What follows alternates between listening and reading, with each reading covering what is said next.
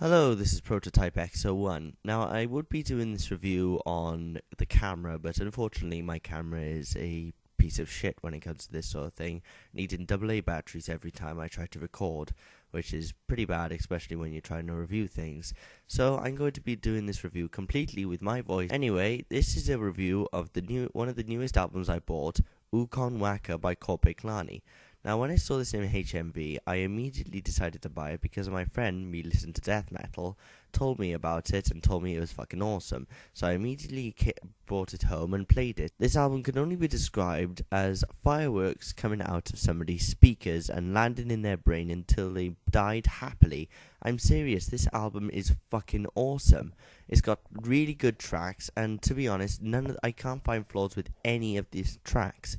Now, I won't be doing a track-to-track review like I usually do because of the fact that, my camera, and plus the fact that listening to me talking isn't exactly the best way to go.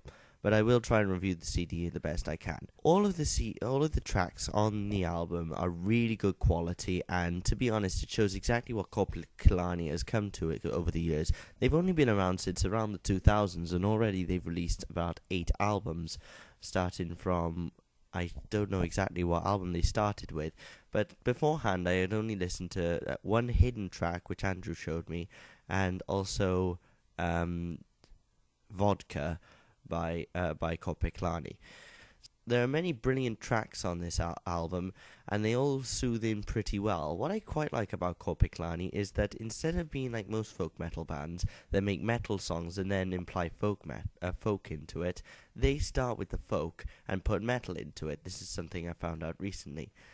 Jones Javelas, or however you pronounce that, his vocals are really brilliant on all of the songs, and he implements a very rare vocal style called yoik. I'm not exactly what the definition of yoik is, but all I know is that he hardly fucking breathes on the album. I'm not kidding. You listen to most of the songs and he constantly sings. It's a brilliant technique, and I hope he carries on through the albums.